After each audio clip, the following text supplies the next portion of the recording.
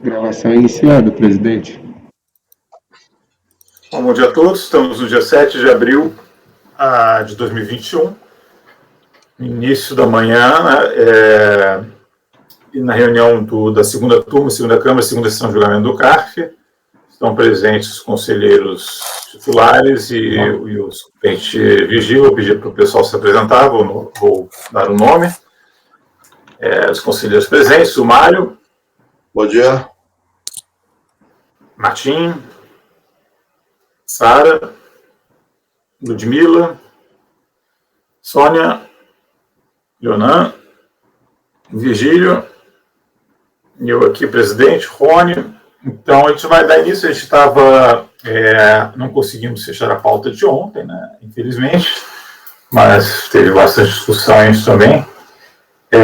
Normal, e estamos no processo atualmente. A gente estávamos julgando um bloco de processo de contribuições previdenciais, de autoria da doutora Ludmila, do mesmo contribuinte. O contribuinte se chama Lupo S.A., e julgamos o primeiro desse processo, o item 34, que era o mais abrangente, que a relatora nos reportou, né?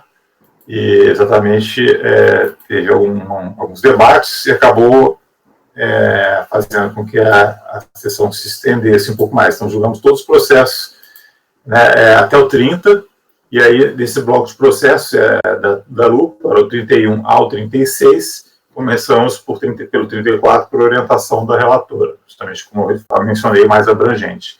Naquele processo, o dispositivo da ata ficou 34, ficou após os mesmos contribuintes, por unanimidade de votos, dar parcial provimento de recurso para excluir da base de cálculo do lançamento os valores referentes à cooperativa médica, ao seguro de vida em grupo e a diferença do vale de transporte. E aí, por determinação do artigo 19 da Lei 10.522, em face do empate de julgamento, também foi dado parcial provimento no ponto da assistência médica, e ficaram vencidos os conselheiros Rony, Mário, Sara e... Rony, Mário, Sara e... Sônia. Sônia, tá. Desculpa, Sônia. Início da manhã é assim mesmo. Então, agora a gente vai prosseguir, tá? No julgamento, e eu já passo a palavra para a doutora Ludmila, que já tinha adiantado, e que agora devem ser mais rápidos, que as principais questões, basicamente todas as questões já foram abordadas, né, dos processos de obrigações principais, e os outros processos são bastante similares, só que tem menos matérias. Então, passo a palavra e meu bom dia para todos, especialmente agora para a doutora Ludmila, e vamos prosseguir. Bom dia, presidente. Bom dia, colegas. Como o presidente bem explicou, nós começamos esse julgamento da LUP no dia de ontem, e o número 34 era, de fato, o mais abrangente. Eu vou sugerir que passemos para o número 35, que trata da exigência de contribuição da cota de empregados e individuais. São apenas duas diferenças aqui neste caso. O primeiro, em termos de matéria e situações fáticas. No primeiro caso que nós julgamos, o número 34, o contribuinte havia juntado, após a apresentação do recurso voluntário, aquelas cópias extraídas da revista dialética e cópias de acórdão, cuja juntada havíamos indeferido no caso anterior.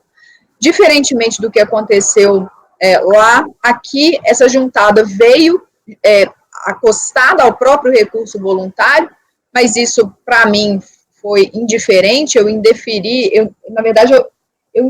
a juntada de qualquer forma, porque até por coerência do inicial, por ser completamente irrelevante ao deslinde da controvérsia, não trazer nada em termos probatórios. E com relação às matérias suscitadas, aqui a única coisa que nós não veremos que havia no processo anterior é aquela exigência das cooperativas que nós afastamos por força da inconstitucionalidade declarada pelo STF, inciso 4º, artigo 22. Aqui as matérias, então, são apenas assistência médica, idêntico aos moldes apreciados anteriormente, que houve, né, a vitória no anterior por maioria de votos. Com relação ainda às despesas com promoção e vendas, indeferido por falta de lastro probatório para escorar as teses suscitadas pela recorrente. Temos também despesas com estadia e viagem, que imagino que todos se lembrem, que foi aquela alegação bem lacônica, no sentido de sem conteste a existência de tais despesas, e aqui, novamente, não temos provas nos autos. O seguro de vida em grupo, que foi decotado da base de cálculo por unanimidade na situação anterior, que é idêntica a essa que a gente está apreciando agora, e a questão da diferença de reembolso de vale transporte, também decotado da base de cálculo à unanimidade pelos membros dessa turma. Com relação aos pedidos subsidiários, pedido de redução de multa e realização de perícia, ambos os pedidos subsidiários indeferidos, razão pela qual o dispositivo do meu encaminhamento é de dar parcial provimento ao recurso para excluir da base de cálculo os valores referentes à assistência médica, ao seguro de vida em grupo e a diferença do vale transporte. Eu acho que é só isso, presidente, que eu tenho para informar neste caso. Ok, obrigado, Ludmila. Então, assim, só alertando para quem estiver acompanhando a gravação, né, que as matérias foram exaustivamente debatidas na gravação precedente, né, na última gravação do dia de ontem.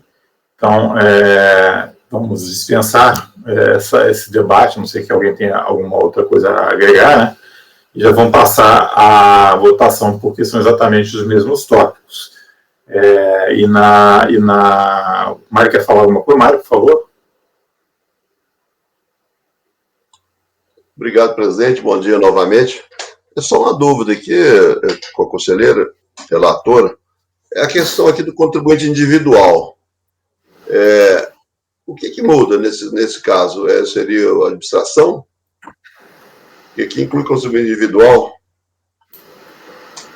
Eu não vou lembrar o que muda, porque as teses eram as mesmas, mas em que sentido? Porque plano de assistência médica, que foi aprovado no outro, assistência médica e vale transporte para contribuinte individual.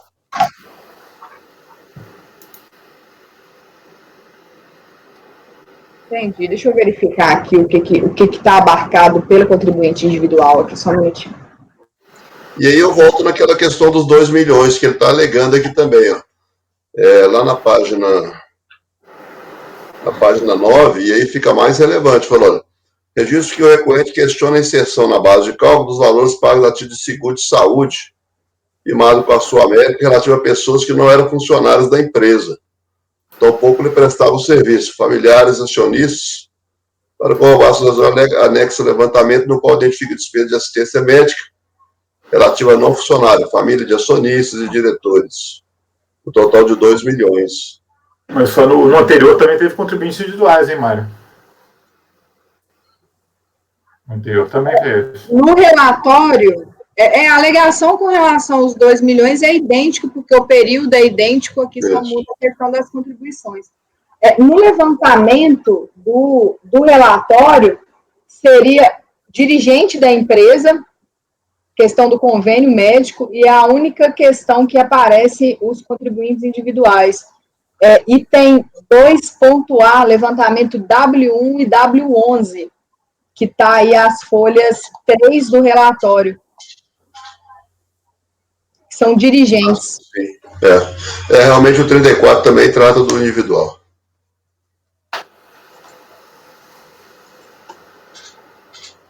E a alegação dos 2 milhões é exatamente a mesma, porque o recurso ele é idêntico.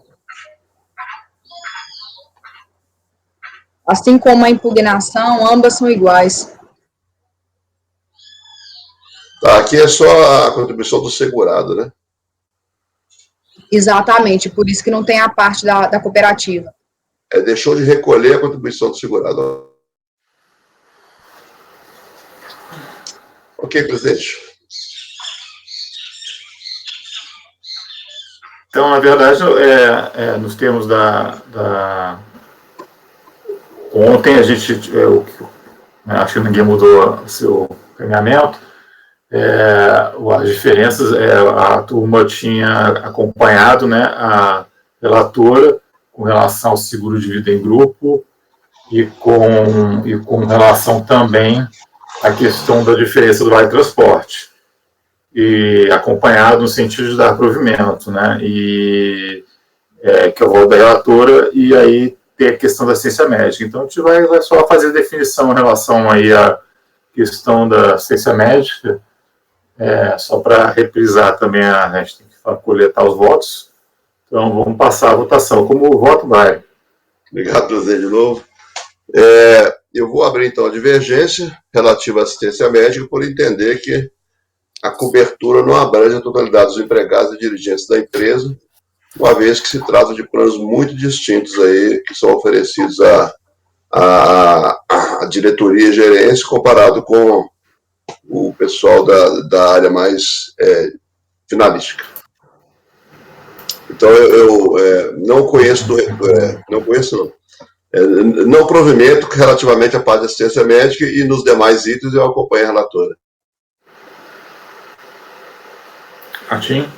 Eu também acompanho a relatora da qual ontem, só gostaria de acrescentar uma coisa que ontem acabei não falando, que além dos planos serem diferentes, para mim que os planos sejam distintos, o que importa é que o plano seja oferecido a todos, inclusive há a possibilidade de alguns funcionários recusarem o plano por ter algum outro plano de saúde melhor. E isso é o requisito que eu entendo que tem que ser é o oferecimento, a oferta pela empresa a todos os empregados. O que eu entendo que foi cumprido, então acompanha a relatora.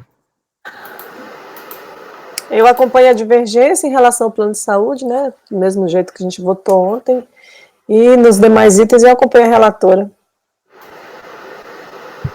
Eu acompanho a divergência apresentada pelo conselheiro Mário, e nos demais itens a relatora.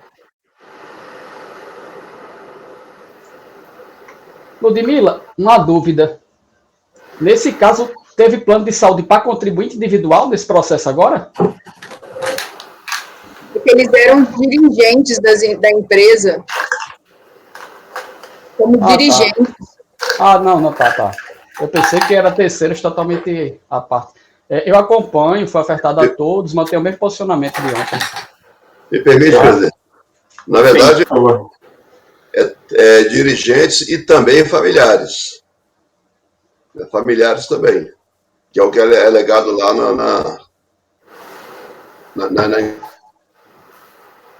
na impugnação no recurso. E só fazendo esse conteúdo, que os planos não são oferecidos a todos, algum grupo de funcionários tem um plano, que, por exemplo, a Sul América somente é oferecido para os dirigentes. Tá, aí fosse retórico, ao meu ver, assim, eu respeito a posição e tudo, mas para mim é retórico. É oferecido os planos de saúde a todos os funcionários, cada um a sua modalidade que a empresa entendeu na sua livre de liberação, ofertar, mas foi ofertado a todos. O meu ponto de distinção é exatamente esse, é ofertar a todos. Eu acompanho a relatora. Eu acompanho a relatora também, senhor presidente. Bom, eu vou, como eu já explicitei na reunião, na sessão passada, né, eu vou acompanhar a divergência, porque entendo que a melhor interpretação daquele dispositivo legal é que haja a mesma cobertura seja possibilitada a todos os funcionários da companhia, não coberturas diferenciadas, mas realmente é uma questão de interpretação da norma e é bastante compreensível haver divergência nesse ponto. Então, ficou aí, vai ser por maioria de votos, excluir os valores do lançamento, os valores relativos ao seguro de vida em grupo e às diferenças de vale de transporte, e dar empate no julgamento vai ser, então, dado provimento ao contribuinte também na questão da assistência médica. E esse é o resultado. E passo já a palavra de novo para a doutora saber qual o próximo item agora. O próximo item é o de número 36, que tem, né, que está as folhas 104 do auto de infração, quais que foram os valores, os fatos geradores neste caso, que foi parcela do custo suportado pela empresa referente aos convênios médicos, os segurados empregados individualizados, a diferença do valor contido nas notas fiscais, do custo individualizado por segurado, e o valor referente a reembolso de despesas não comprovadas, e ônus arcados pela empresa referente seguro de vida e diferença do valor do percentual de 6%. Aqui as teses suscitadas, elas também são as mesmas, salvo com relação a despesa com viagem, que é o único que não tem aqui, despesa com viagem e cooperativa.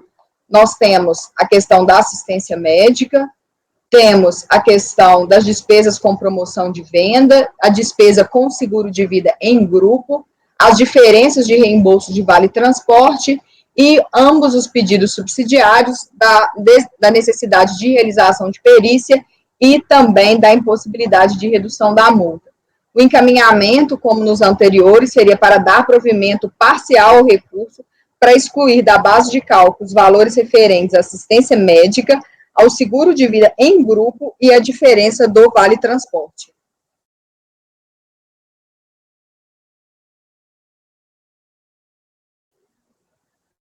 Rony, você está sem áudio. Desculpa. Passar a votação, então, eu acho que são as mesmas questões, né, levantadas nos precedentes. Mário? Mantendo a divergência quanto à questão da assistência médica. Martim. Com a relatora. Também com a divergência em relação à questão da despesa da assistência médica e com a relatora nos demais itens.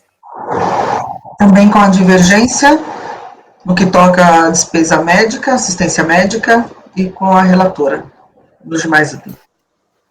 Acompanho a relatora. Com a relatora. Com a divergência, então ficou dado parcial provimento aí para seguro de vida, diferença de transporte e tendo visto empate, também dado provimento na questão da assistência médica. Esse foi o 36. Agora, qual seria o próximo?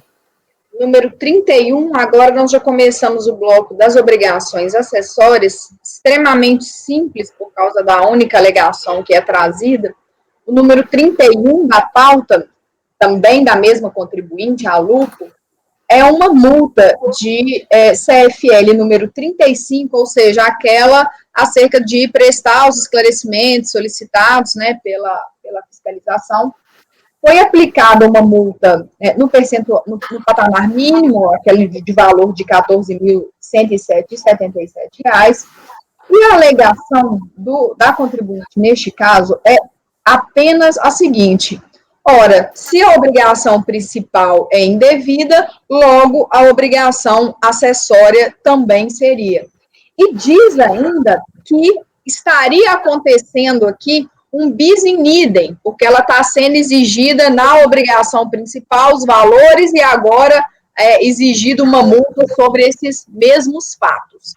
Então, eu já vou pedir licença para passar a leitura, o recurso é tempestivo e preenche os demais requisitos de admissibilidade, então, dele conheço, conforme, eu vou pedir para ler esse, presidente, é bem curtinho, que aí a gente já não lê os demais.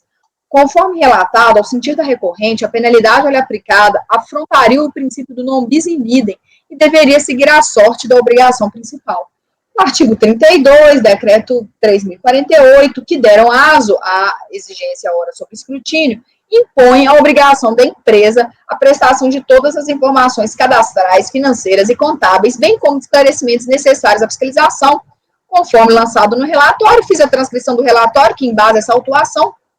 Está-se diante, portanto, de um descumprimento de obrigação acessória que atrai a aplicação de uma sanção ex-vido ao artigo 103 do CTN, que em nada se confunde com o dever fundamental de pagar tributos ex-vido ao artigo 3º do CTN, em que pese tenha tido a recorrente parcial êxito nos autos dos processos final 46, final 91, final 35, todos que nós apreciamos nessa mesma sessão, inconteste ter infringido os dispositivos que alicerçam a sanção aplicada, ausente a apresentação de razões específicas para o afastamento da sanção, mantida a multa nos termos do artigo 283, que é o valor reajustado dessa multa, e o encaminhamento seria para negar provimento ao recurso.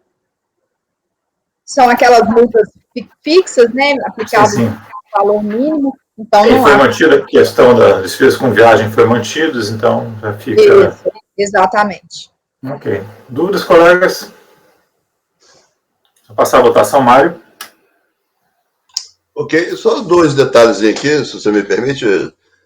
Quando você falou mantida a multa, você falou que em que pese o êxito nesses 3 que nós acabamos de votar, né? Talvez só que mantida a multa fosse de valor fixo, né? Eu não falo assim, não alteraria o... E lá na emenda, só um detalhezinho também, que você colocou assim, não ocorrer de bis ainda por aplicação de duplicidade de multa. Na verdade, você não está aplicando em duplicidade, né? Por aplicação de... São multas distintas. Não? Tá errado, tá errado. Fala duplicidade de multa, fica meio diferente do que está na conclusão. Presidente. Bitributação versus bis in idem, né? São conceitos diferentes. Né? Tá bom. Obrigado, Mário. Mas e como vota? O Mário chegou a Sim, acompanha a relatora, presidente. Acompanha? Também acompanho. Acompanho também. Também acompanho. Também acompanho. Professor Vigílio? Eu acompanho. Também acompanho, então ficou 31 negar provimento. O próximo qual seria, Ludmila? Seria o número 32. Essa, eu até fiz uma outra consideração, porque a CFL 30, que é aquela questão de preparar as folhas de pagamento com todos os fatos geradores, ela é meio dúbia. Tem hora que ela parece que não tem nenhuma ligação, né, com a questão da obrigação acessória, mas tem hora que ela tem alguns reflexos, como eu acho que é o que tem nesse caso. Mas assim como aconteceu anteriormente, o registro que eu fiz nesse caso, apenas, a alegação é a mesma, acessório segue a sorte principal, bis in idem. A única coisa que eu acrescentei aqui é que a multa foi aplicada em patamar mínimo, então ela permanece incólume, porque é uma multa de 1.410, que é o valor mais baixo dela. Então, o fato dela ter tido o êxito parcial, isso não teria o condão de oferecer nenhuma modificação nessa multa de CFL 30.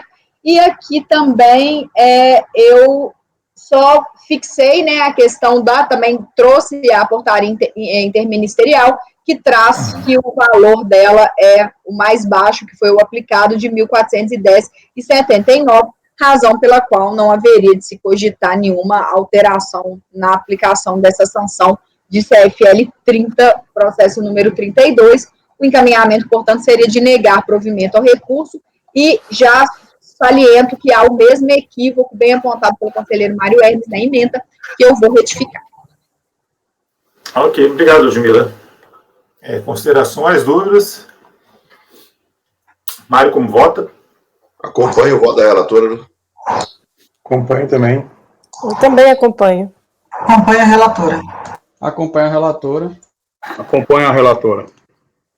Eu também acompanho, então ficou negar provimento ao recurso, item 32.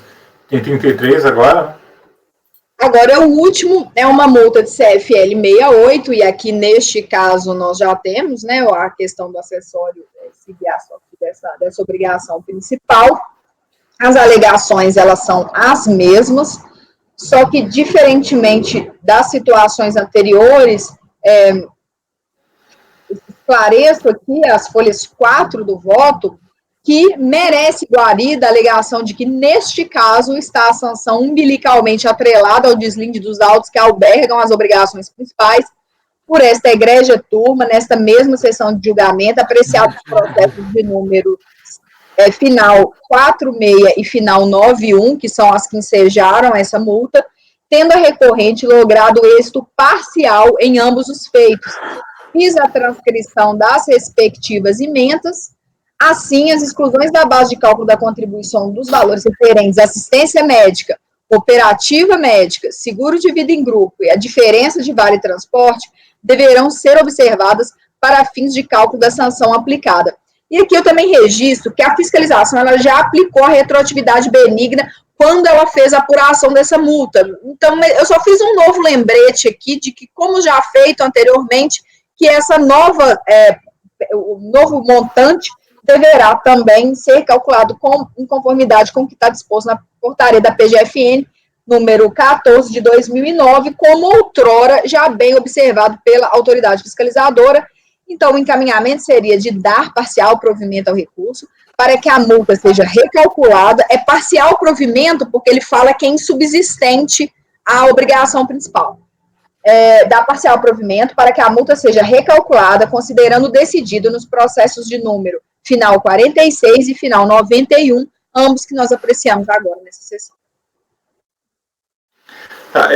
Tem uma coisa, não, acho que pode deixar a portaria mesmo, não tem problema, porque, só que na emenda você está falando da súmula CARF 119, né?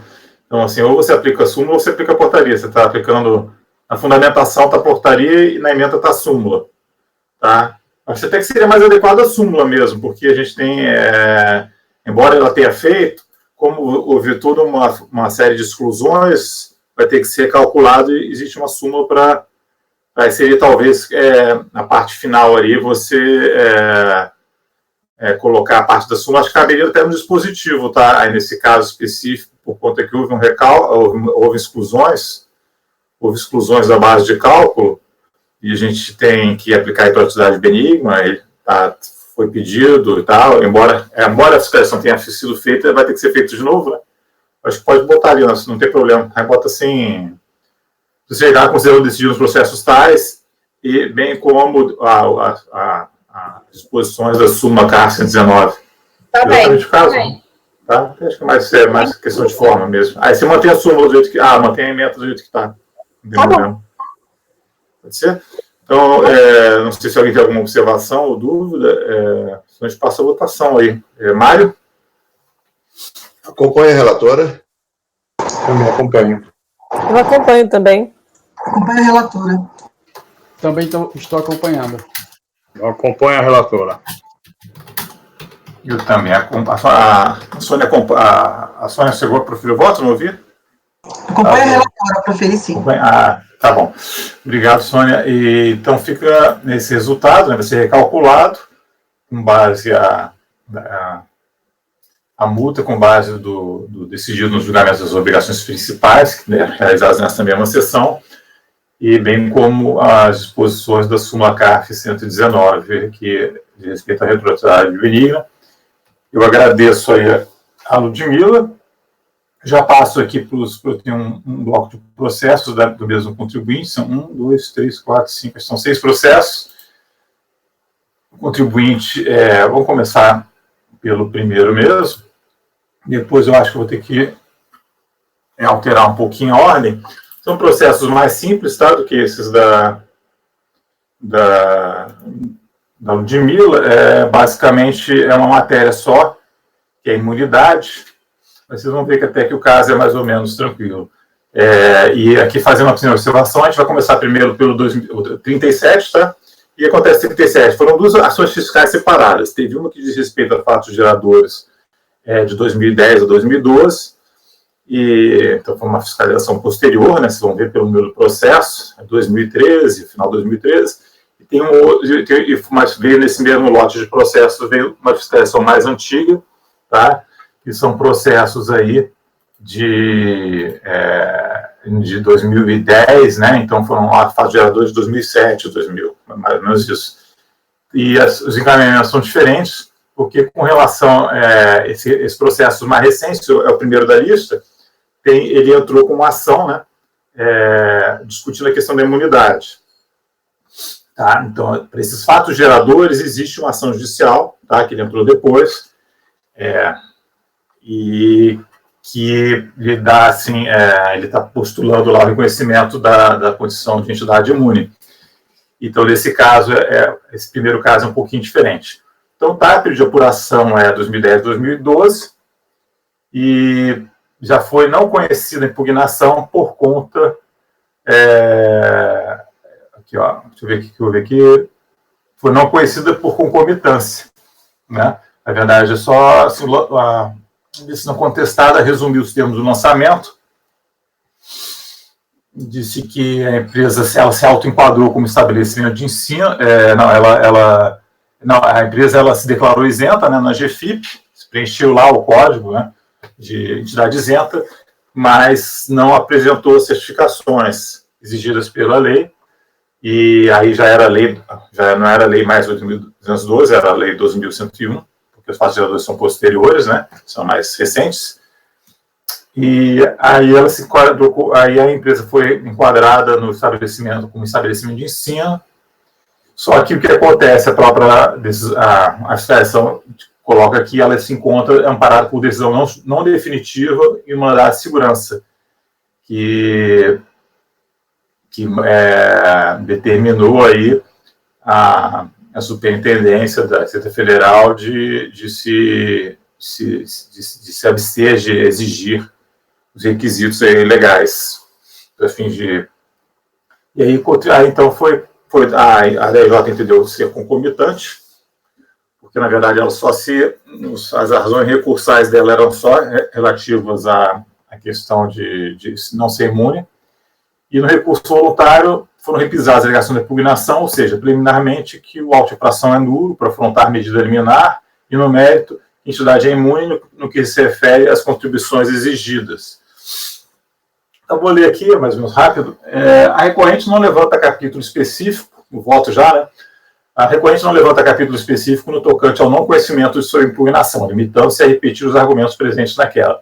E conforme firmado no relatório fiscal e na narrativa interessada, encontra-se ela amparada por liminar e mandado de segurança número tal, que determinou a superintendência lá de Minas, acho que deveria, talvez até o Mário estar à frente dela na época, não sei, de se abster, né, você estava na DISIT, né, de se abster até a decisão final naquela ação, e exigir que as entidades filiadas à associação se submetam às exigências contidas no artigo 55 da Lei 8.212.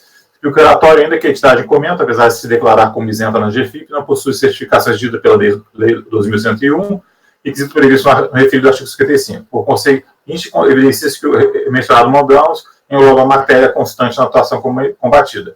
Necessário destacar que a existência de ação judicial, a versão submetida no objeto do processo, até a incidência do súmula CAF número 1, e destaque tem essas questões aí doutrinárias, né, que eu cito, e então, embora as razões recursais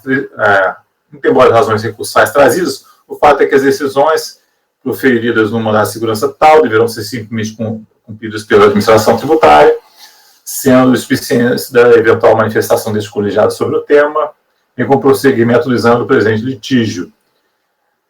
E vale anotar que a existência de ações judiciais discutindo a incidência das contribuições previdenciais e versando sobre situações elaboradas não impede que sejam tais tributos objeto de orçamento de ofício, o qual, conforme o parágrafo 1 do artigo 142, se trata de atividade vinculada e obrigatória, sob pena de responsabilidade funcional e que visa, no caso, resguardar o crédito tributário entre os prazos decorrencial, cito o precedente da STJ, e, no caso, a própria autoridade fiscal bem esclareceu em seu relato que o crédito apurado foi lançado com suspensão de exigibilidade por estar a entidade amparada por liminar. E procedimento, então, efetuado de acordo com os termos do artigo 151 do CNTN e legislação de residência. Então, eu não estou conhecendo o recurso, tá? O lançamento só a prevenção de decadência já tinha sido não conhecido já na impugnação. Ok. Dúvidas? Não, vou passar a votação, então, se não tem dúvidas. Mário? Acompanho o seu voto, presidente. Acompanho também. Eu também acompanho. Também acompanho. Também acompanho. Também acompanho. Acompanho. Então, ficou não conhecido o recurso por item 37, por unanimidade. O próximo eu vou pedir para... o 2, vamos passar para o 2. Então, agora a coisa muda um pouquinho de figura, porque, como falei, são fatos geradores, foram redação fiscal, fatos geradores anteriores, tá? Então, a empresa não se encontrava, essa liminar não dizia, foi interposta depois. Então, ela não se encontrava amparada por medida liminar à época, tá? Então, dos fatos, e na época da fiscalização. E aí, vou passar já a leitura, você vê quando o calendário se fez a apuração 2000. É o próximo, é o 38. Tá? Período de apuração 2007, o calendário 2007, né? A gente estava tratando antes de 2010 e 2012. Então, aqui, foi o lançamento, contribuições patronais, e o SAT, RAT, né? Então, as contribuições previdenciárias foram apuradas em diversos levantamentos, mediante confrontos, registros constantes nas folhas de pagamento, registros contábeis epigrafados, os dados informados na GFIP. E foi feito a apuração da retroatividade benigna da multa já.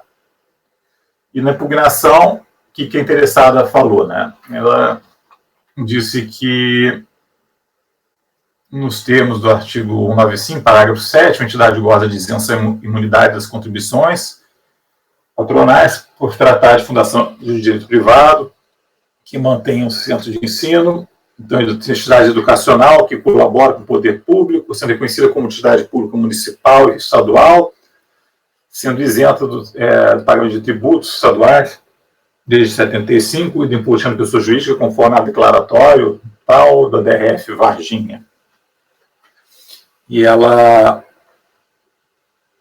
traz um termino dos tribunais superiores quanto ao reconhecimento da imunidade das entidades educacionais e diz que obteve, em primeira instância, ação de execução fiscal movida pelo INSS, sentença favorável em ação de execução fiscal movida pelo INSS, sentença favorável com extinção de execução tendo sido reconhecida a pertinência da imunidade. E aí mas não é obstante a impugnação, a autuação foi mantida, né? E ela basicamente repisou as alegações de que era imune e ainda pediu a exclusão da incidência de juros sobre multa. Passo ao voto. Conforme explicado pela recorrida, o lançamento foi realizado sem qualquer referência à suposta condição de isenta da epigrafada, dada a inexistência de quaisquer registro de entidade nessa categoria perante o Fisco Federal. Tá? Isso é importante colocar, tá? Ela traz essa questão da isenção só na DRJ, porque ela, durante a fiscalização, não falou que era isenta, não falou nada, por isso que foi lançado do jeito que foi lançado. Tá? Então, a própria entidade nas GFIP apresentadas, tanto as originais quanto as certificadoras, ela se enquadrou, né, como uma empresa, o FPAS, equivalente a estabelecimento de ensino. Né, e o código de indicação e o código para essa entidade como isenta era outro, tá, era o 639. Apenas em sede impugnatória e ainda aduções agora renovadas nessa instância, interessado a defender sua condição de entidade imune. À época, estando vigente o artigo 55 da Lei 8.212, esse que tal reconhecimento tinha que ser requerido pela entidade AFB, porém, na espécie não foi apresentado qualquer ato declaratório de isenção, a declaratório executivo ou documento do gênero, assim o atestando. Tal proceder só não seria necessário caso a entidade tivesse direito adquirido a isenção nos termos do Decreto-Lei 1572/77, combinado com o artigo 55, parágrafo 1º da Lei 8.212, que tem um certificado de entidade filantrópica com prazo indeterminado, além de outros requisitos. Mais uma vez, nenhum documento nesse sentido foi carregado pelo interessado.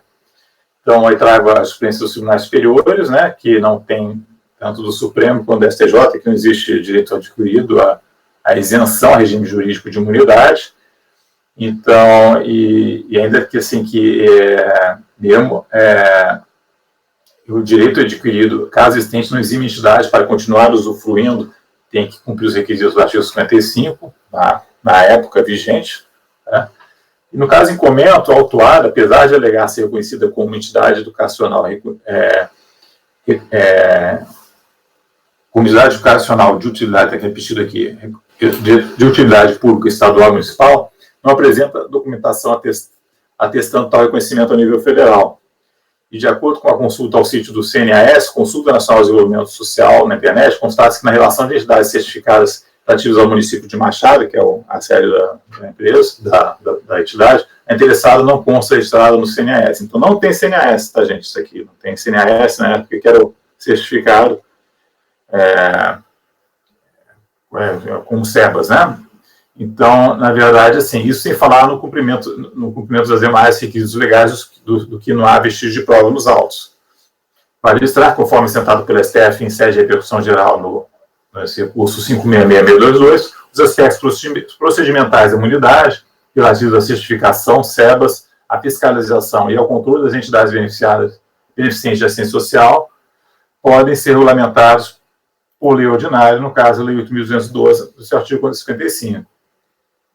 A nossa ainda que a decisão proferida por juízo de primeiro grau, em base de execução relativa a períodos e obrigações outras que não as examinadas no presente caso concreto, não tem qualquer influência no deslinde do litígio administrativo analisado. Tá? E a incidência de juros sobre a multa tem a súmula, então eu estou negando provimento, tá? Só para distinguir, fazer o distinguish, né? A palavra que está na moda agora aqui no CARF, daquele caso que a gente viu na sessão passada, aquele caso ele não tinha, aqueles casos que até o Leonan pediu vista, naquele caso ele não tinha cumprido só o requisito de, o único motivo pelo qual a fiscalização tinha negado, né, era a questão da ausência de requerimento à Receita Federal, né. Aqui não, aqui na verdade isso nem foi levantado na fiscalização porque na GFIP ela não se declarava como isenta.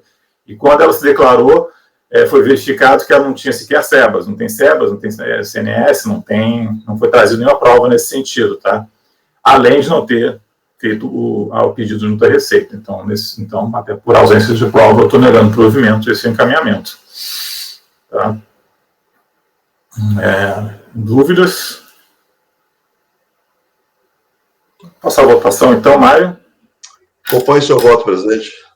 Acompanho também. Eu também acompanho. Também acompanho. Eu também. Eu acompanho. Desculpa. Não tem problema não. Presidente, eu parabenizo pela análise, foi bem aportado aqui. Eu realmente pedi vista de um outro caso parecido, mas realmente tem suas distinções próprias. Mas eu estaria votando pelas conclusões. Eu convijo com a anotação bem observada da contribuinte ter indicado em GFIP o código FPAS diverso da entidade imune e depois pretender se enquadrar como tal, como entidade imune. A declaração partiu dela, quando declarou que não era. Eu convijo igualmente e especialmente com a ausência das provas da qualidade imune. Este é o ponto de lhe acompanhar. Embora as provas que eu exigiria se limitariam àquelas que se extraem do artigo 14 e não sendo atendido o artigo 14 do CTN, posso até acrescentar o inciso 2 do artigo 55 da 822, que fala da certificação, inclusive por ausência de justificativa material, não comprova os requisitos do artigo 14 do CTN. Observo, no entanto, que Vossa Excelência, que se põe meu voto pelas conclusões, vai mais além da exigência probatória e exige que a prova aqui ausente seja mais ampla, abarcando a prova do atendimento de todos os incisos do artigo 55, até destacou o artigo 55 por completo, e citou também o parágrafo 1º, com relação à ausência do requerimento também. Então, portanto, eu estaria aí pelas conclusões por essas pequenas observações. Mas eu parabenizo pela análise, eu acho que está bem aportado, e não tem a prova aí, qualquer que sejam as visões, seja na visão mais restrita, que eu exigiria apenas aqueles atendimentos do CTN lá do artigo 14, ou essas exigências do 55 como um todo. O fato é que ausentes estão as provas. Acompanho pelas conclusões. Ok, eu vou registrar. Doutor Vigílio? Eu acompanho, presidente. Então, ficou para unidade de votos, negar pelo menos recurso, votou pelas conclusões, o conselheiro Leonan. Botei Leonan Rocha de Almeida, Leonan Rocha de Medeiros. E vamos passar, então, ao próximo. Deixa eu só ver qual que seria.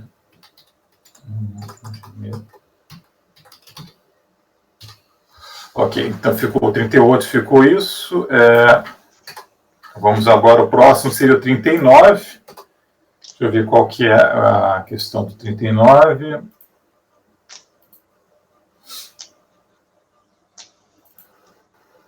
Acho que é a mesma coisa, se eu não me engano, é idêntico, tá? A diferença aqui é que contribuições destinadas a terceiros, as contribuições foram apuradas em diversos levantamentos, mediante o confronto das folhas de pagamento de GFIP, foi observada a heterogeneidade benigna, ele também, as peças impugnatórias e de recurso voluntário são idênticas, tá, gente? Então, não teve alegações novas.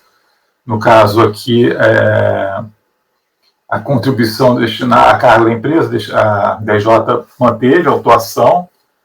E eu vou passar direto ao voto aqui, como assim, o lançamento foi realizado novamente, né? É o mesmo ano calendário, tá? 2007. Então, também, novamente, o contribuinte se autodeclarou a GFIP como uma entidade de estabelecimento de ensino, e ele também não apresentou nenhum documento, tanto na fiscalização quanto na DRJ, salvo aquele certificado de utilidade pública, né, que isso ele apresenta, a utilidade pública estadual, se não me engano, municipal, mas assim, não apresenta SEBAS, não apresenta nada disso. Então, estou dando o mesmo encaminhamento, até porque também, é o mesmo voto, gente. Então, aqui estou negando o provimento de recurso, não tem SEBAS, não fez piso formal, e também, enquanto ajuste multa de ofício, estou aplicando a súmula CARF 108. Esse é o voto, e já passo direto à votação, né? Mário? Se ninguém tiver nenhuma dúvida, evidentemente. Acompanho o voto, presidente. Acompanho também, presidente. Eu também acompanho. Também acompanho. Eu também acompanho, mas com aquela pequena ressalva das conclusões.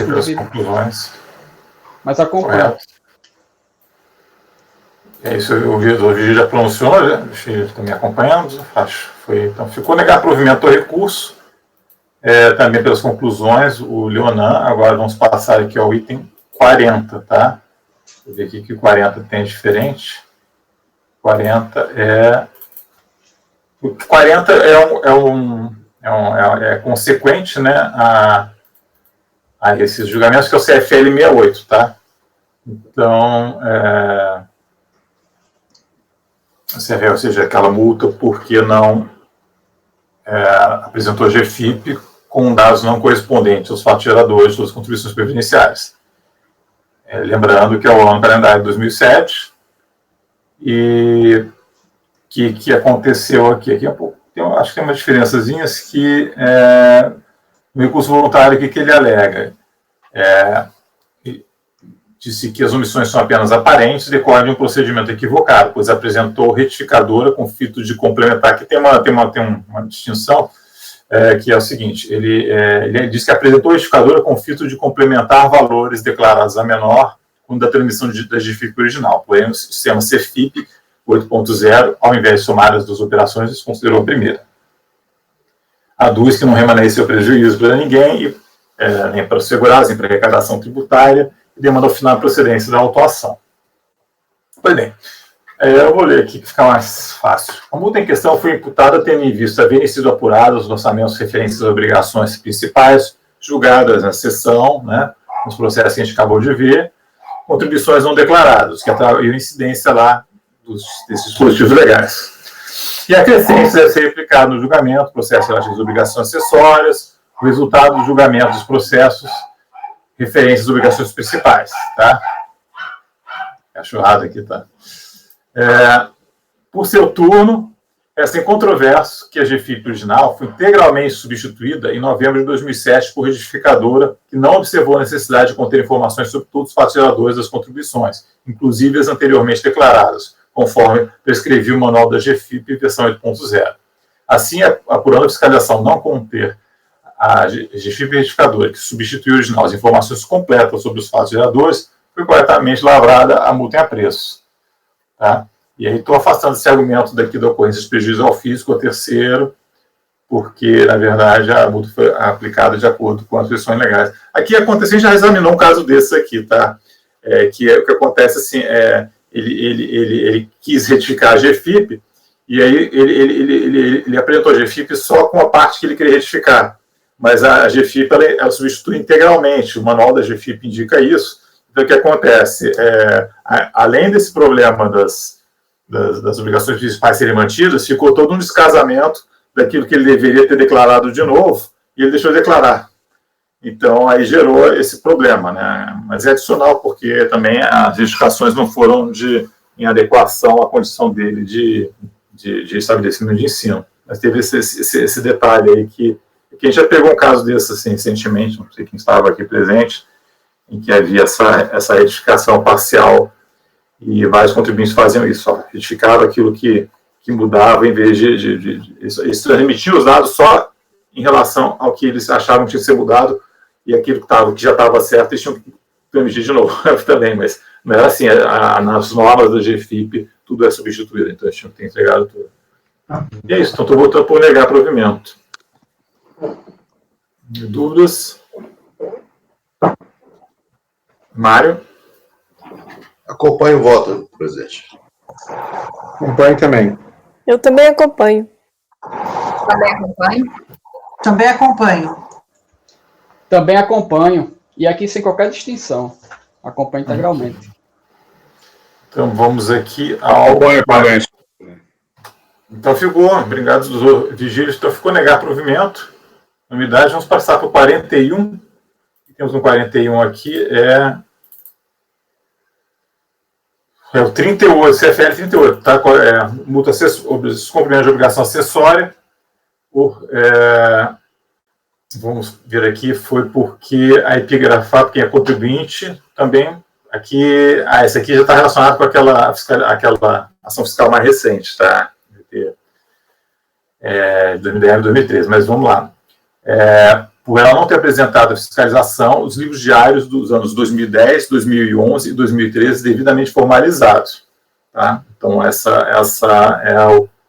é aquela multa previdenciária, porque que é deixar de exibir qualquer documento ou livro relacionado com as contribuições previdenciárias ou apresentá-lo sem as formalidades legais exigidas, com informação diversa da realidade ou omitindo informação verdadeira. Né? E aqui, no caso, ela não apresentou a fiscalização de livros contábeis, no caso, os diários de 2010, 11 e 13, devidamente formalizados. Então, foi mantida, aí o contribuinte, ele alega, em síntese, que apresentou os livros diários nos prazos, os quais foram rejeitados em razão de sua forma de encadernamento, não permitir a leitura dos lançamentos, o que considera implausível. Em razão do acessório seguir o principal, não prospera a multa, já vista a impossibilidade de exigir as contribuições em razão da decisão do mandado de segurança número tal. E disse que foi prejudicada por não ter sido acolhido o seu pleito de produzir todas as provas úteis à defesa, que isso aí que eu tinha pedido na impugnação. Tá? E ainda demanda a improcedência da autuação, ou ainda seja processo baixado em diligência para origem, para que possa se desincumbir do seu ônus probatório.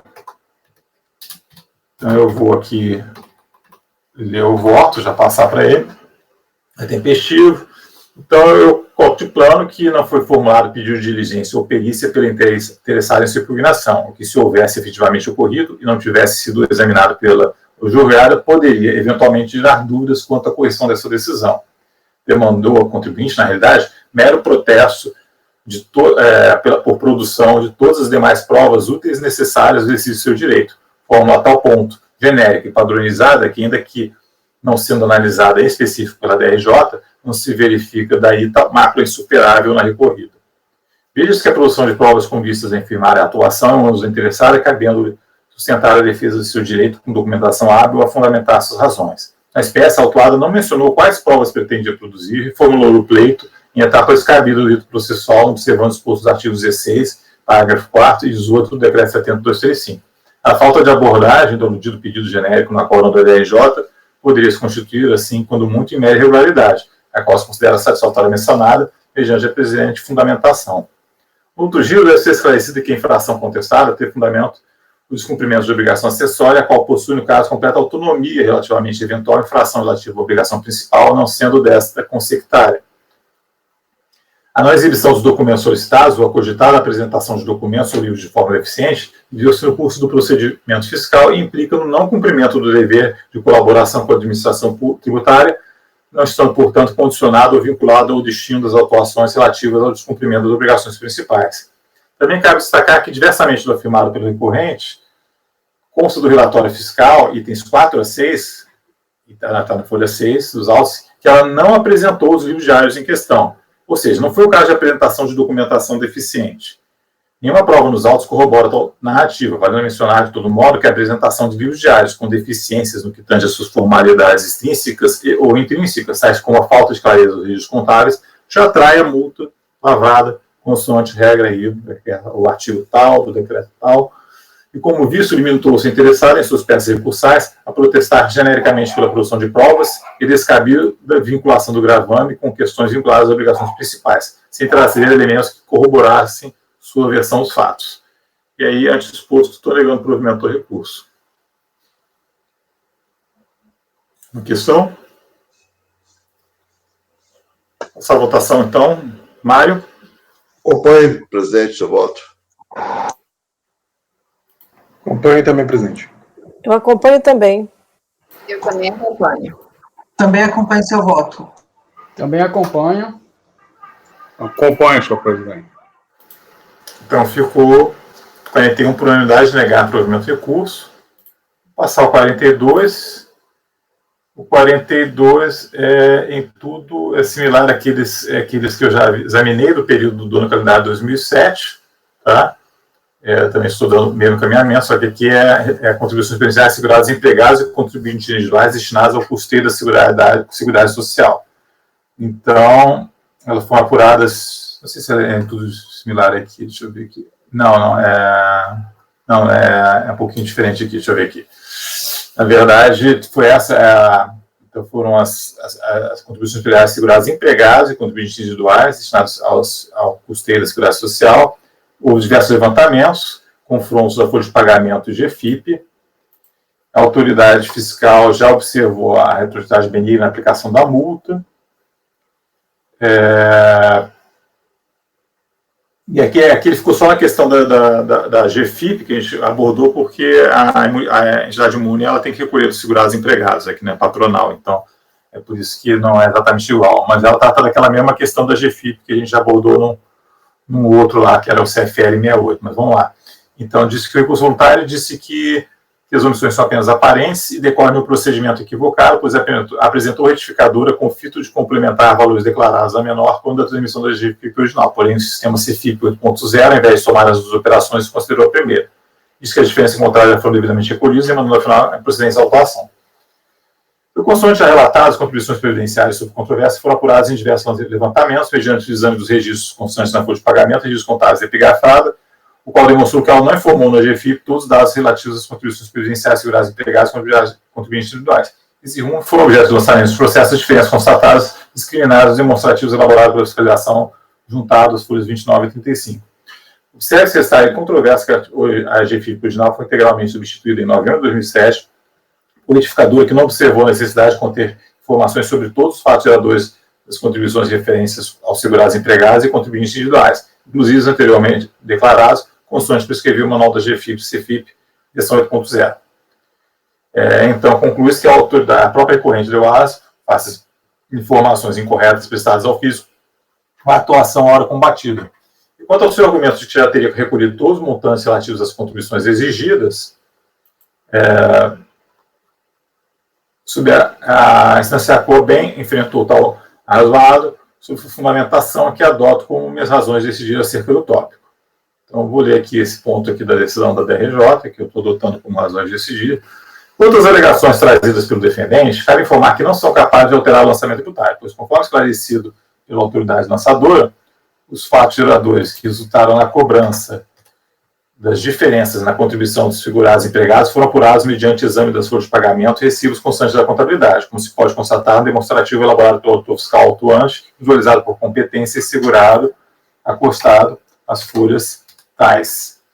Ressalte-se que, no levantamento, foram considerados recolhimentos mensais feitos pela entidade, como se pode comprovar mediante o exame do RDA e do RADA, o que imprime certeza de que efetivamente ocorreram diferenças de recolhimento, sendo pertinente, portanto, a cobrança. Ademais, conforme esclarecido no relatório supra, o levantamento L1, folha normal de empregados, foi integralmente regularizado mediante a apropriação dos valores recolhidos pela empresa, tanto que não resultou em diferenças a cobrar, ao contrário do acontecido com relação ao levantamento L2, folha tal, onde apurou-se diferenças, bem com os demais levantamentos correspondentes de fatos geradores apurados na contabilidade.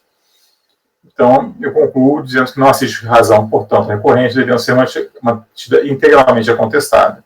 E é disposto o voto por negar provimento do recurso. Esse é o meu voto. As dúvidas? Mário? Acompanhe seu voto. Acompanho também. Eu acompanho também. Eu acompanho. Acompanhe seu voto. Eu acompanho, aqui fica até mais fácil, ainda que fosse imune, a partir do empregado não goza de qualquer benefício. Acompanho, integralmente.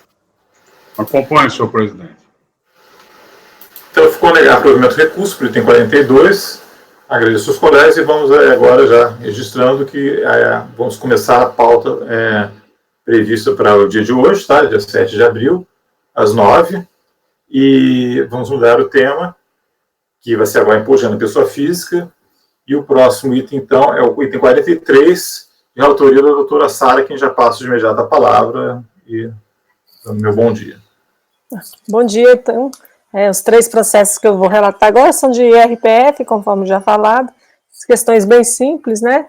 Vou começar com o primeiro, 43, do contribuinte Darcy Paulo, do ano calendário de 2003, e o motivo da autuação aí é despesa com saúde. Só um minutinho que eu vou acessar aqui um resumo.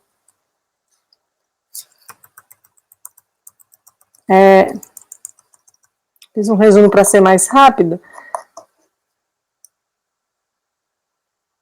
Pronto, achei.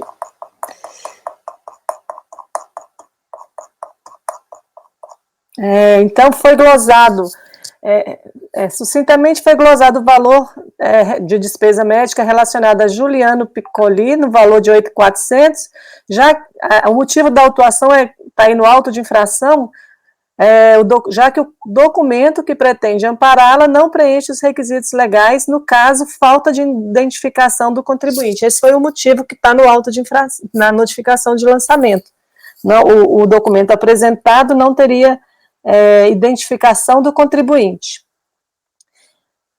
A DRJ, ela manteve o lançamento e o argumento que ela utilizou para manter esse lançamento, vou ler aqui, ela diz: entendemos, seguindo a legislação RIR 99, que a apresentação de recibos pode ser suficiente para a comprovação das despesas, como é no caso presente, pois se tratam de valores, pode não ser suficiente, né? Pois se tratam de valores elevados, com aglutinação em um recibo de prestação de vários serviços médicos ou várias sessões de tratamento, sem outra informação do serviço. Então, assim, o motivo que a DRJ traz para manter o lançamento é que não teve confirmação, sem outra confirmação do serviço. Lendo aí a parte que está amarela, está rachurada aí, está destacada, no caso em análise, embora o julgador de PISA aponte para a necessidade de apresentação de provas contra a efetiva prestação dos serviços, a leitura da descrição dos fatos, constante da notificação de lançamento, permite constatar que não foi essa a motivação da exigência, mas sim que os recibos apresentados não preenchem todos os requisitos legais, pois faltou a identificação do contribuinte, ou seja, do beneficiário dos serviços prestados. Dessa forma, no curso da ação fiscal, não foi exigido do contribuinte a comprovação da efetiva prestação do serviço, de forma que o colegiado de primeira instância, no meu entender, ele inovou na fundamentação para a manutenção da glosa. E em relação à falta de identificação do beneficiário do serviço, se é possível inferir quando o recibo não faz menção de maneira específica que o serviço foi prestado pelo próprio responsável pelo pagamento. Estou citando a solução de consulta da COSIT, né, que traz entendimento nesse sentido. Ela excetua quando, a exceção é quando forem constatados indícios de irregularidade nos recibos, e nesse caso não foram levantados indícios de irregularidades em relação aos recibos, mas somente apontada a falta de indicação do beneficiário. Os recibos estão nas folhas 4 a 7, todos eles foram emitidos em nome do contribuinte, de forma que pode presumir-se que o mesmo é o beneficiário do serviço prestado, então eu estou dando provimento ao recurso. Ok. Dúvidas, questionamentos?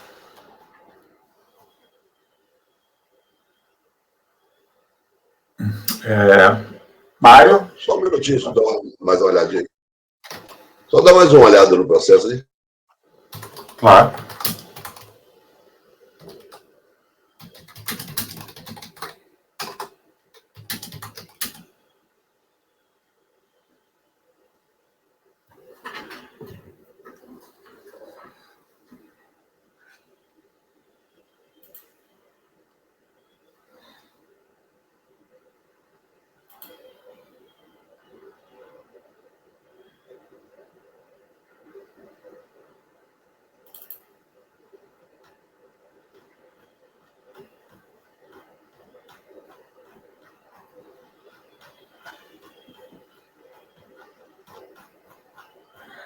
Só para esclarecer, Mário, que teve 2 glosas, né? Mas a discussão aqui está só em cima dessa segunda, né? Registrei isso no voto, não li porque não era de interesse, né?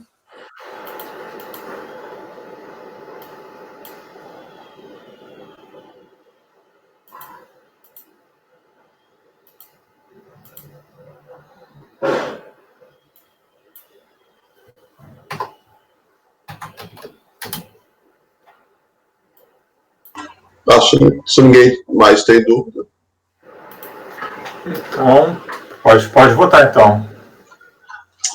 Acompanhe a relatora, presidente. A relatora também.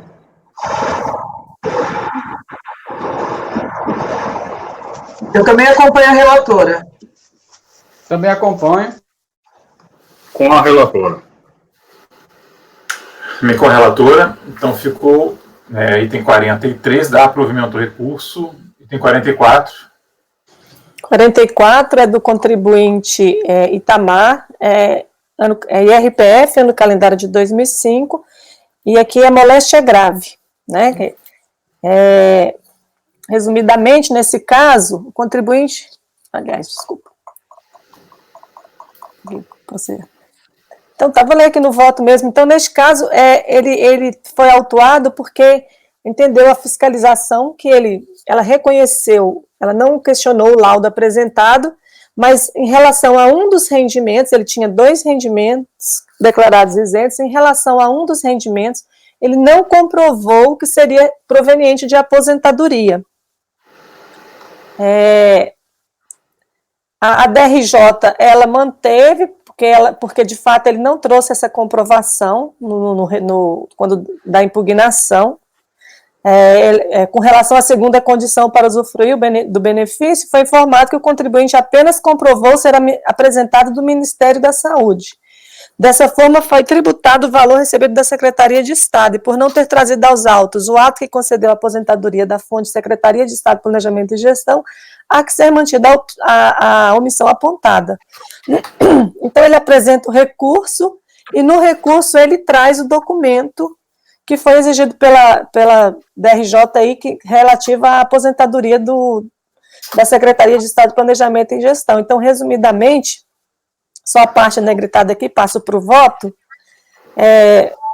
O lançamento, então, como já dito, ele comprovou ser portador da moléstia, mas não comprovou a isenção, ser provento de aposentadoria. A DRJ manteve, uma vez que não foi trazida aos autos, essa comprovação.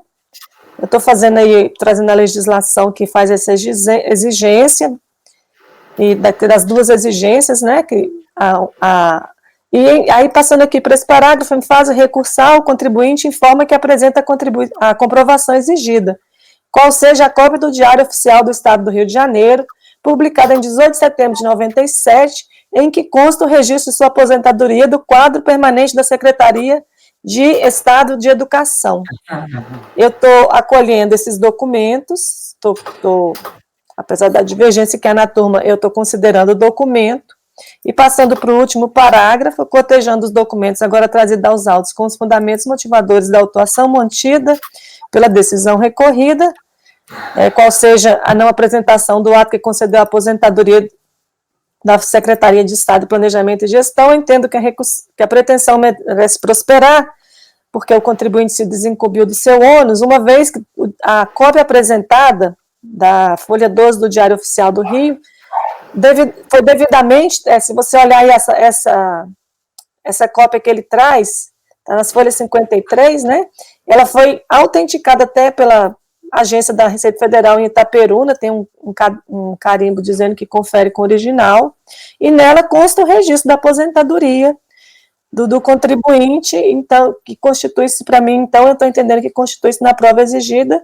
e estou dando provimento. Colegas? Aberto em debate, colocações. Rony, posso fazer uma pergunta? Eu não estou vendo ninguém. Eu estou vendo só o Virgílio, agora estou vendo o Leonan, estou vendo a... Eu estou vendo todo mundo. Eu estou vendo todos. Todos também. A gente está te vendo também, tá? Eu posso fazer uma pergunta para a Sara? Sim, claro. Com certeza. Sara, esse documento é um documento novo que ele não tinha trazido até agora, é isso? Ele trouxe só no recurso.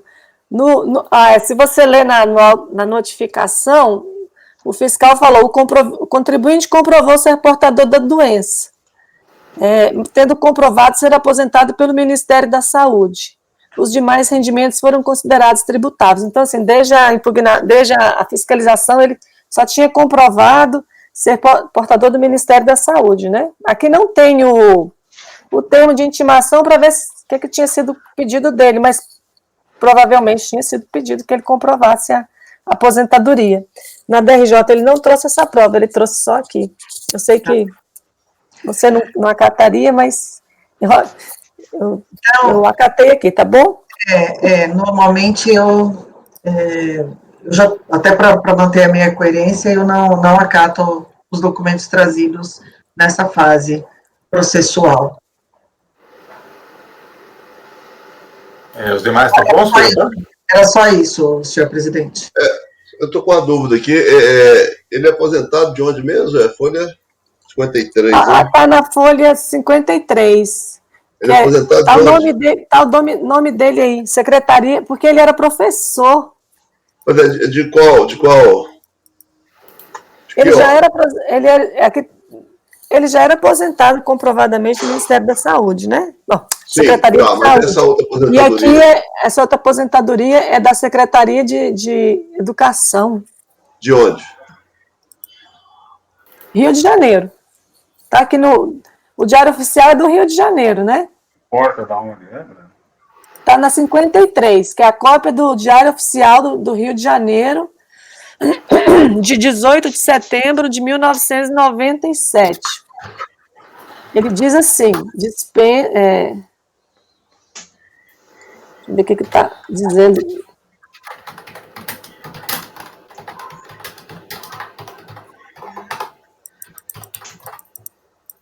O nome dele está aí, marcado.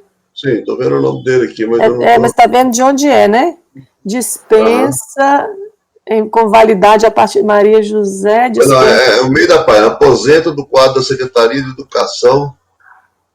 Isso. Porque tem um detalhe aí, é o seguinte, professores, às vezes, mesmo aposentado, ele continua dando aula, né? Se ele aposenta de um cargo, geralmente ele tem 2 cargos no próprio órgão, um como contratado e o outro como efetivo. E ele se aposenta e continua vinculado, porque ele trabalha aqui em regime de 4 horas, sabe? E aqui na página 10, né, página 8, que é o comprovante da Secretaria do Estado, fala que é rendimento do trabalho, né? Assim.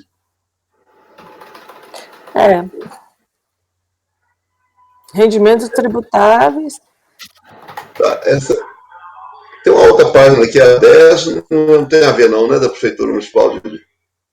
É outro rendimento também.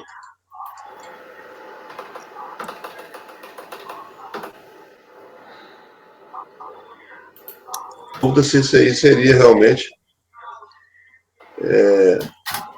Tá vendo embaixo? É o rendimento isento não tributável. Aí tem rendimento isento.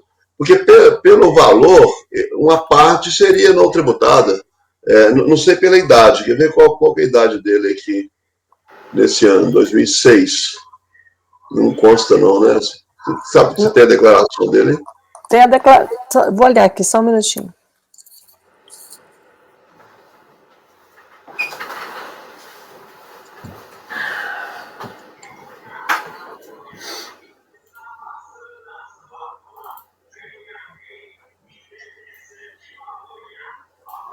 Não tem comprovante de rendimento dele, não tem a data de nascimento. Não tem a de PF, não, né? Só tem os comprovantes, né? Uhum. Tem a de IPF, está aqui na página 25. Nascimento em 1943. Aqui a gente está... 2006, né? 2006. 43, 50... Estava com 60 ainda. 63, eu não teria para direito à isenção ainda não.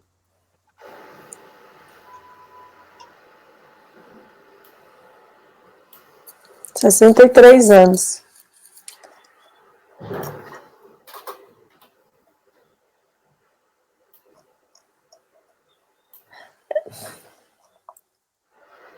Porque essa aposentadoria dele aqui é de 97, né? 97, 18 de setembro de 97.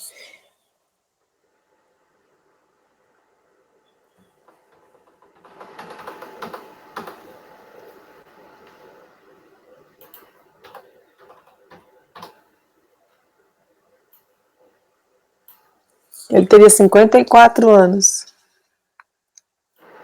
O que você está levantando é que ele pode ter continuado a trabalhar e esse rendimento ser do trabalho, né? É porque se você pegar a declaração aí, ele tem no item 5, ele declara como rendimentos isentos não tributáveis, ele declara o INSS. Né? Por qual motivo? Seria moléstia grave. Uhum. Agora, e aí ele declara como tributado o outro. Eu acho que não, apesar daquele... A gente quer pegar uma vista de mesa, não, de repente? Só para não poder prosseguir um pouquinho? Pode ser, eu tenderia a negar provimento relativo a essa. Mas se você está tranquilo em relação a isso, talvez até para você apresentar talvez mais articuladamente suas razões também para o grupo, não sei. Eu pego vista de mesa. Pega a vista de mesa, acho que parece interessante nesse caso. E pode prosseguir, Sara, então, o próximo seria o... O próximo é José Aparecido, né? Isso.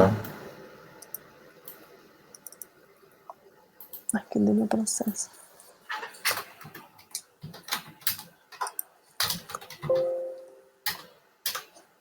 Só um minutinho, Rony. Eu acho que eu excluí o processo da minha pasta. Eu vou pegar lá na pasta. Não sei o que eu fiz. Ele sumiu aqui. Eu estava com ele aqui agora. Mas eu vou pegar aqui o que eu postei. Não tem problema. Acho que eu excluí. Não sei. Eu tenho ele aqui, se precisar. Pois é. Mas eu já abri aqui. Só um minutinho que aqui abre um pouquinho. Já está abrindo. Tá. Abriu já. Aqui, então, é o José Aparecido, omissão de rendimentos.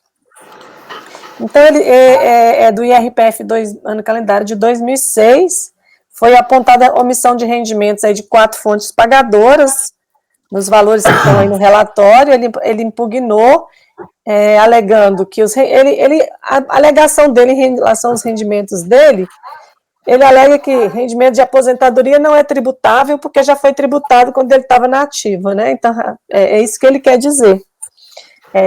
Se refere a pagamentos de aposentadoria que, no seu entender, não devem ser tributados, pois já teriam sido pagos tributo durante o período de atividade. Quanto aos demais rendimentos, de 5 mil e pouco, foi recebido por Danila, que é dependente, e a empresa não teria enviado comprovante de rendimento, por isso não foram declarados. Quanto ao rendimento de 11 mil e pouco, recebido por Eliette, ele alega que desconhece. A DRJ julgou improcedente, uma vez que, em relação aos rendimentos recebidos pelo próprio contribuinte, estes não se enquadram na hipótese legal de isenção, exceto aquela parcela parcela de isenção, né? E em relação aos rendimentos recebidos por Danila, que falta comprovante de rendimentos, que a falta do comprovante pela fonte pagadora não exime o contribuinte do dever de declarar todos os rendimentos. E em relação aos rendimentos pagos pela Companhia Melhoramentos do Paraná, ele se equivocou ao afirmar que pertenciam à dependente Eliette, pois, conforme a DIRF, o rendimento pertence a Diana, que também é dependente, ele informa como dependente. E por isso não tem motivo para desconsiderar. Além disso, consta no relatório da Malha que o servidor responsável confirmou a existência de vínculo empregatício de Diana mediante contato telefônico. Esses foram os motivos que a DRJ negou, e ele apresentou impugnação, alegando que os rendimentos recebidos do INSS e da Fundesp são isentos, porque são oriundos de aposentadoria, que ele se enquadraria em hipótese de isenção, e no mérito ele requer que seja diminuído o valor a ser pago relativo à omissão de rendimento dos dependentes, porque não recebeu os comprovantes das fontes pagadoras. E quanto ao rendimento da Fundep, insiste que já foram tributados na forma da lei. Passo para o voto. O contribuinte foi autuado por omissão de rendimentos recebidos por ele próprio e por suas dependentes Eliette e Diana, conforme informadas na declaração de ajuste. Da omissão de rendimentos das dependentes. Estou colocando aqui que ele pode deduzir, né, dependente, e em contrapartida ele deve oferecer à tributação os rendimentos auferidos pelos dependentes. Passando para o próximo parágrafo. No caso concreto, o contribuinte informou por sua opção Eliette e Diana como suas dependentes e não ofereceu os rendimentos da tributação e alega que não ofereceu porque não recebeu os comprovantes das fontes pagadoras. Então, sobre essa alegação, eu estou repetindo aqui a orientação do caderno Pergunta e Respostas, que o contribuinte deve oferecer à tributação todos os rendimentos percebidos no ano calendário de pessoas físicas e jurídicas, mesmo que não tenha recebido o comprovante de rendimentos das fontes pagadoras. Então, o fato de não ter recebido não desobriga de oferecer os rendimentos da tributação à luz da legislação, que é os artigos 7º e 8º da Lei 9.250. Todos os rendimentos devem ser oferecidos ao ajuste. Ele não nega ele não nega o recebimento do rendimento, mas que não recebeu o comprovante. Então, eu não estou acatando as razões dele neste capítulo, mantendo o lançamento. E da omissão dos rendimentos dele próprio, que é do INSS e Fundep, inicialmente ele alega que seriam isentos do IRPF, uma vez já foram tributados na fonte. Entretanto, o fato de ter sido tributado na fonte não exime de informar na declaração, todos devem ser informados, conforme a lei que eu estou citando. Acrescento que os valores de imposto de renda retido na fonte durante o ano não configuram efetiva tributação, mas mera antecipação do imposto devido a ser aproveitada na apuração do imposto a pagar ou a restituir por ocasião do ajuste. Prossegue o contribuinte alegando que, por se tratar de rendimentos pagos por entidade de previdência privada ou ainda por serem provenientes da aposentadoria e pagos pelo INSS, são isentos nos termos da lei. Daí ele cita esse artigo 48, ele cita essa legislação aí, que é o artigo 48 da Lei 8.541, que fala que ficam isentos do imposto de renda os rendimentos percebidos pelas pessoas físicas, aí fala, decorrentes de seguro-desemprego, auxílio natalidade, auxílio fulano de tal. Os rendimentos omitidos pelo contribuinte não se enquadram em nenhuma dessas hipóteses. O fato de serem rendimentos de aposentadoria por si só também não atrai isenção do IRPF. Aí eu estou repetindo as razões de decidir aí da DRJ, né? E concluindo que se ele não ofereceu a tributação, rendimentos que deveriam ser, por lei, oferecidos, ele sujeita seu lançamento de ofício, acrescido dos encargos, e estou voltando por negar provimento ao recurso. Ok, então com relação ao item 45, na pauta, interessados em aparecido algum questionamento, colegas? Então, passar a votação, Mário. Acompanhe a relatora, presidente. Acompanho também. Também acompanho. Também acompanha a relatora. Também acompanha a relatora. Com a relatora. Eu também acompanho. Então, com relação ao item 45, ficou negar provimento. Deixa eu ver que horas são agora. 27, vou fazer uma pausa até 15 para as 11, tá? Pausa breve aí. E peço para encerrar a gravação.